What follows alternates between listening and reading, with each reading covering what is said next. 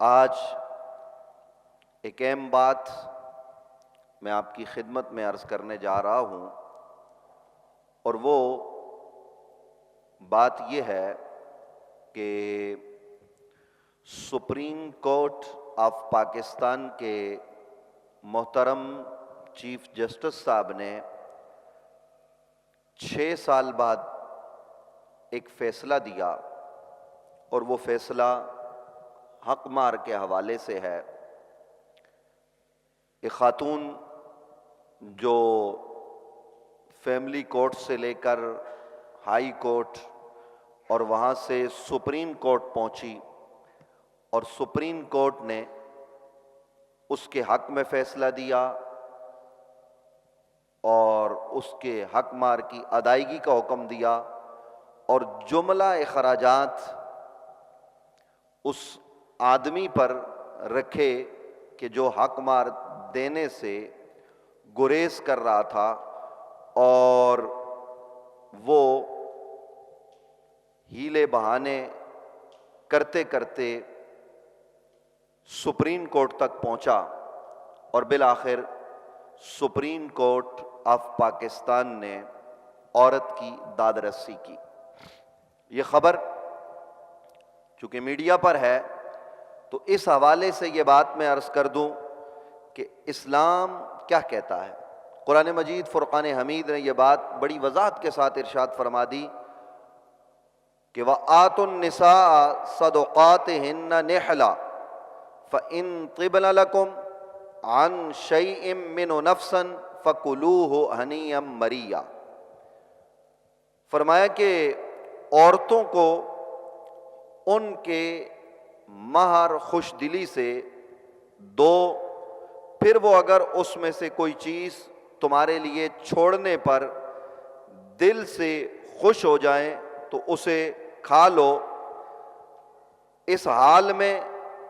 کہ مزیدار اور خوشگوار ہے۔ یعنی حق مار کی ادائیگی کا حکم قرآن مجید فرقان حمید نے دیا، اور یہ کہا کہ اس کو ادا کرو۔ ہاں کوئی عورت واپس کر دیتی ہے تو پھر اس کو استعمال کیا جا سکتا ہے، اور یہ حق مار اس کی کوئی متعین مقدار نہیں، بلکہ قرآن مجید فرقان حمید نے کہا وَإِنْ أَرَدْتُمُ اسْتِبْدَالَ زَوْجٍ مَكَانَ زَوْجٍ وَآتَيْتُمْ إِحْدَاهُنَّ قِنْطَارًا فَلَا تَأْخُذُوا مِنْهُ شَيْئًا أَتَأْخُذُونَهُ بُهْتَانًا وَإِثْمًا مُبِينًا۔ قرآن نے کہا اگر تم کسی بیوی کی جگہ بیوی بدل کر لانے کا ارادہ کرو تو تم ان میں سے کسی کو ایک خزانہ دے چکے ہو تو اس میں سے کچھ واپس نہ لو، کیا تم اسے بہتان لگا کر اور سری گناہ کر کے لوگے؟ یہ قرآن مجید فرقان حمید ہے جو میں نے آپ کے سامنے تلاوت کیا ہے کہ عورت ایک قنطار بھی حق مار اپنا مقرر کر سکتی ہے۔ سیدنا حضرت عمر کے زمانے میں حق مار کا زیادہ رواج ہونے لگا تو آپ نے اس کی ایک مقدار مقرر کرنے کی سعی فرمائی، تو جب خطبہ ارشاد فرمایا تو ایک عورت نے کہا جب قرآن قنطار کہتا ہے تو آپ کو یہ حق نہیں کہ آپ اس میں تغیر و تبدل کریں۔ تو سیدنا فاروق اعظم رضی اللہ عنہ نے اس عورت کی بات کو قبول کیا۔ خیر، حق مار جو شادی کے موقع پر مقرر ہوتا ہے وہ باہمی رضامندی سے ہونا چاہیے، اور جو لڑکے والی پارٹی ہے اس کی مالی حیثیت کے مطابق ہونا چاہیے، اور بہتر یہ ہے کہ میرے فاطمی ہو۔ نبی اکرم صلی اللہ تعالی علیہ وآلہ وسلم نے جو اپنی صاحبزادی اور جو ازواج مطہرات کا مقرر کیا اس کو پیش نظر رکھنا چاہیے، لیکن یہاں میں سپریم کورٹ آف پاکستان کے فیصلے کی تحسین کرتے ہوئے یہ کہوں گا کہ حق مار عورت کو فوراً ادا کرنا چاہیے، اگرچہ اس میں عورت کو اختیار ہوتا ہے کہ وہ شوہر کو معاف کرے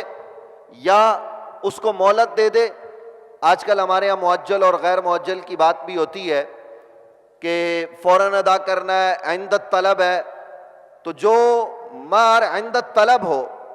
وہ عورت جب چاہے اس کا مطالبہ اور تقاضا کر سکتی ہے، اور شوہر پابند ہے کہ وہ اس کو ادا کرے۔ اسلام یہ کہتا ہے کہ اگر شوہر کا انتقال ہو جائے تو حق مہر کی ادائیگی نہ ہوئی ہو تو سب سے پہلے اس کے مال میں سے اس عورت کا حق مہر ادا کیا جائے۔ اتنی وعیدات۔ اور اگلی بات سنیں کہ کوئی آدمی، یہ ہمارے معاشرے میں رواج بن چکا ہے، ایک فیشن ہے کہ نکاح کے موقع پر زیادہ سے زیادہ حق مہر مقرر کرتے ہیں اور بعد ازاں وہ ادا نہیں کرتے، اور شروع سے یہ نیت کر لیتے ہیں کہ کون سا ادا کرنا ہے، لاکھوں میں لکھوا لو، کروڑوں میں لکھوا لو، ڈالر اور پاؤنڈ میں لکھوا لو۔ تو ایسا کرنے والا کہ جس کی پہلے سے یہ نیت ہو ادا ودا نہیں کرنا، صرف اپنی ناک اونچی کرنے کے لیے لکھوا رہا ہوں، تو ایسی نیت کے ساتھ نکاح کرنے والا بعد میں جو بیوی سے قربت کرے گا وہ زنا ہوگی، وہ نکاح نہیں ہوگا۔ ان باتوں کو ہمیں پیش نظر رکھنا چاہیے، اور بہتر اور افضل یہی ہے کہ لڑکا اپنی حیثیت کے مطابق جو حق مہر باہمی رضامندی سے مقرر ہوا ہے وہ اولاً ہی ادا کرے، کیونکہ یہ ادا کرنا نہایت ضروری ہے۔ ان باتوں کو پیش نظر رکھنا چاہیے، اور ہمارا جو لوہر کورٹ ہے یا جو فیملی کورٹ ہیں ان کو یہ مسئلے فوری طور پر حل کر لینے چاہیے، اس میں تاخیر نہیں ہونی چاہیے۔ اور سپریم کورٹ نے جو فیصلہ کیا اور جو اس شخص پر جرمانہ عائد کیا اور جو وقت کا تعین کرنے کی بات کی ہے، ہم سپریم کورٹ آف پاکستان کے اس فیصلے کی تحسین کرتے ہیں، اور